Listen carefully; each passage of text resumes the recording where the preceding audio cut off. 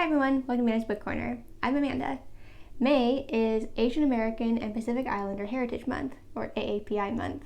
So for this video, I'm going to recommend some books that I've read before and some books I have on my physical TBR that I plan to read that would work for celebrating and honoring this month. I'll be honest up front, I'm not sure if I have any Pacific Islander authored books, and I realized that this is a blind spot that I didn't really notice I had before. So if you have recommendations for books by Pacific Islander authors, I would love to hear what they are. Please leave a comment below because I'd love to read their works and learn more about their cultures and read books set in their area of the Pacific. Also, another caveat is that for this list, I've specifically chosen to narrow down my focus to books that are about Asian American characters and primarily set in America. I'm leaving books that are set in Asia and by authors who still live in Asia for a different list because, spoiler, my reading challenge for August is to read books that are set in Asia, and so in order to not have too much overlap between the two lists, I decided to separate them out. Also, I have a ton of books by Asian authors, and so instead of making you watch an hour-long list of recommendations, I decided I'll split it into two. So for this one, focusing on Asian American characters and authors and set primarily in America, I'll save the Asian books for a list that comes out closer to August, so stay tuned for that. Okay, so let's get to my books that I've read before that I recommend. First up, I recommend The Bride Test by Helen Huang.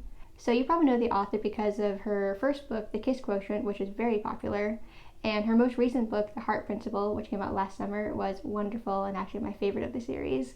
But this book, right in the middle, is also a hidden gem that I think deserves more attention. This book starts off in Ho Chi Minh City, and it follows a young girl who ends up being convinced by a woman who lives in America to come over to the States, to California, to hopefully fall in love with this lady's son and marry him. So this is a sweet romance between two people who are Asian, one of whom is Asian American, and also a person who is autistic.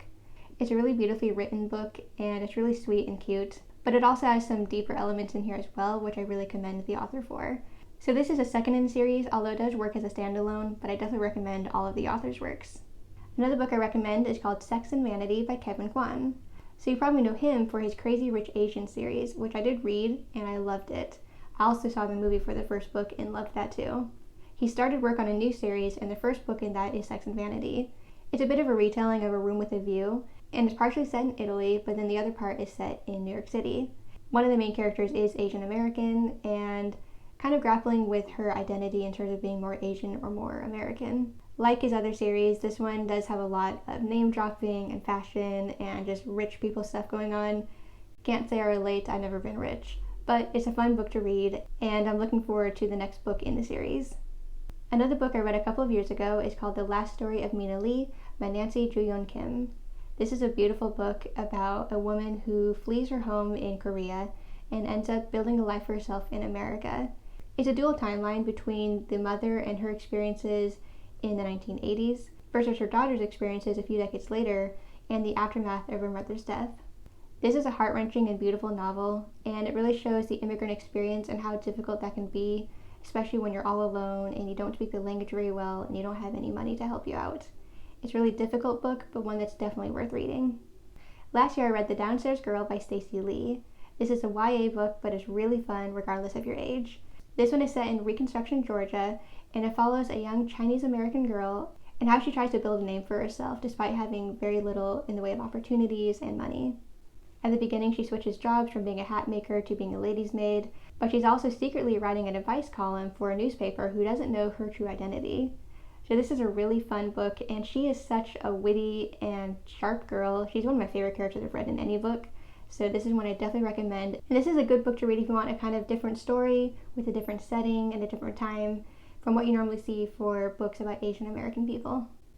A book I read for book club a couple of years ago is called Hotel in the Corner of Bitter and Sweet by Jamie Ford. I really love this book. This one is set closer to home for me in Seattle, and it has a dual timeline between the 1940s and the 1980s.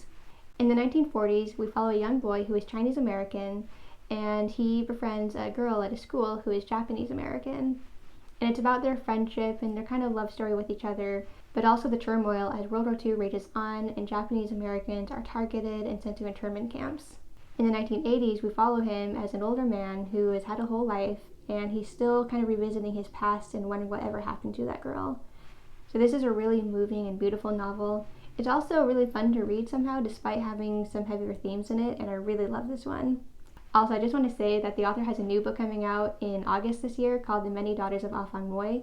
That one follows multiple generations of a family, starting with Afang Moy, who is a first Chinese American woman, and it's a really powerful novel. I'm only just kind of mentioning here because it's not actually out yet, but it's a book I cannot praise enough, and I can't wait for everyone to read it once it's available in August. But before you read that, do read this one. Hooked on the Corner Bittersweet is an amazing novel, and this author is so talented. One romance I want to recommend is The Dating Plan by Sarah Desai. This one is set in California, and it follows a woman whose Indian American family is really pressuring her to find a husband, get engaged at some point, and she ends up having a kind of fake engagement with this guy who is Irish American, and why they think that a fake engagement and then marriage of convenience could be the solution to all their problems. It's also kind of a second chances love because they did know each other back in high school and they haven't seen each other in a while. So this one is a very cute and fun romance, and it highlights the kind of different cultural norms around romance and love and marriage. Kind of similar to that, we have Dating Dr. Dill by Nisha Sharma. This is a first in a new series, and in this one we follow these two people who end up kind of considering a fake relationship, although in her case she doesn't want a fake relationship, she wants real love, she wants the real thing, but they do need that in order to get some financial gains that they cannot get otherwise. It's a retelling of The Taming of the Shrew, and it's a really fun book. It just came out a couple months ago, and I really loved it, and I cannot recommend it highly enough, and I'm also looking forward to the next 2 books in the series. Alright, now let's talk about some of the books that are on my TBR that I think could be interesting to you too. First is called White Ivy by Susie Yang, and it follows a Chinese immigrant in Massachusetts who is poor, and she learns to shoplift from her grandmother just to survive. She also has a crush on a rich white boy, but of course it doesn't seem like a relationship between them could ever happen. This book is described as a coming-of-age story, a love triangle, and an exploration of wealth and class. And so this one looks really interesting, and I'm looking forward to reading it. Last year, Imposter Syndrome by Kathy Wang came out. This one is set in Silicon Valley and has a kind of different theme going on. It has 2 main characters, one of whom is Chinese American. This one is a page-turner about big tech and women in business and the looming threat of foreign espionage. So this one looks really different from what I normally read. Very interesting, but definitely a little bit out of my comfort zone, but I am looking forward to reading this one. Also from last year is The Bad Muslim Discount by Syed and Masood. This book follows 2 Muslim immigrant families. One family is from Pakistan and the other family is from Iraq, and it takes place between the 1990s and 2016. So this one looks kind of comic, although I've heard it's also pretty deep as well. It's set in San Francisco, and it follows identity, faith, and the place of Muslim Americans in America now. Another one I'm planning to read is called Things We Lost to the Water by Eric Nyan. This is about a family who leaves Vietnam and ends up in New Orleans in the 1970s. This follows a family as they find their way in their new home and try to find a sense of belonging in a place that is so different from the home they left behind. This one looks really moving, and it's another debut novel that I'm really looking forward to reading soon. Next up is A Song Everlasting by Ha Jin. This book is about a singer from China who goes on tour and ends up in America, and upon returning home he finds out that the event he was at is sponsored by Taiwanese people, and he's instructed that he needs to denounce that, but he refuses. He ends up going back to New York, and it follows as he develops a career in America away from China, but eventually is also blacklisted from China and cannot return home. So this one kind of gets at the conflict between China and Taiwan, and it's about a musician and about a person finding a new home away from the one that he left behind. So this one looks really good, and I do love a book about musicians and music, so I'm very much looking forward to reading this one. Peach Blossom Spring by Melissa Fu is a very new book that just came out recently. It starts off in the 1930s in China, and it follows a family as they escape from China and end up in America. Fast forward several years, and the son that traveled to America is now a father with a daughter of his own, and his daughter is asking questions and trying to grapple with what happened with his family, how much he changed, and what her place is now. This book looks really beautiful and moving, and also I think it's perfect time to read this book because it is called Peach Blossom Spring. It's spring now, so it's a perfect time to read it if you're also a seasonal reader. Another recent book that I'm looking forward to reading is called The Tiger Mom's Tale by Lynn Liao Butler. This is about a Taiwanese American woman who has been living in America and is estranged from her father, but when there's a death in the family, she travels back to Taiwan to reconnect with her family and get her inheritance, but also to unravel the betrayals of the past that have divided the family for so long. This book looks really powerful, and I'm excited to read this one. The author also has another new novel that just came out recently that I'm looking forward to getting, and another one already announced to come out later, so she has a lot going on already, and I'll probably start with her first one right here. If you like retellings, The Chosen and the Beautiful by Nevo looks like a great one. This one takes The Great Gatsby and turns it on its head. It highlights a Chinese American woman, and it adds in some magic and some queerness, and it takes the jazz age and makes it so much more exciting. And although I haven't read The Great Gatsby, this one looks like a really fun book to read that I'm looking forward to. The author also has a new book out this month called Siren Queen, which I plan to read. I've already ordered that one, so I'm looking forward to getting it, but I want to start with this one, I think. If you like thrillers, My Sweet Girl by Amanda J. Atissa looks like a great one. It's about a girl who was adopted from a Sri Lankan orphanage and is now living in America. She's now 30 years old and has been cut off from her parents, and when her roommate ends up dead, she starts to be really worried that her past is coming back to haunt her, and the things that she did to escape Sri Lanka might be coming back for her now. So I don't know what that means, but this book looks really exciting and like a thrilling ride, and I'm looking forward to reading this one. I also have two short story collections to recommend. One is called After Parties by Anthony Visnesso. He was a Cambodian American author, and unfortunately he died before his book was released, but this is a collection of short stories about what it's like to be a Cambodian American person.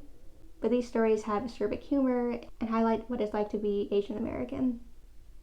And finally, a new publication from this year is called Fiona and Jane by Jean Chen Ho. This is a book about two Taiwanese American women, and it's a collection of short stories, but the short stories are very interwoven and follow the same two characters. So I've heard good things about this one, and if you like short stories, this is another great option.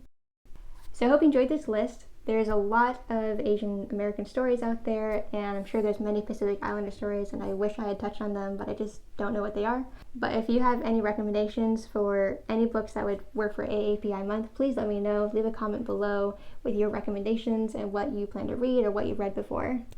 I hope you read at least one book this month that honors AAPI month. But of course, as I always say, you should be reading diverse stories all year long and reading stories from different authors in terms of race and religion and sexuality and so on all year long. So I hope you enjoyed this video. If you did, please like, comment, and subscribe. And to make sure you don't miss any more of my videos, please ring the bell to get all my notifications. I put out about 2 to 3 videos each week, including videos like this one, including listicles and vlogs and wrap-ups and so on. Thank you for watching this video, and I hope to see you in the next one. Bye bye!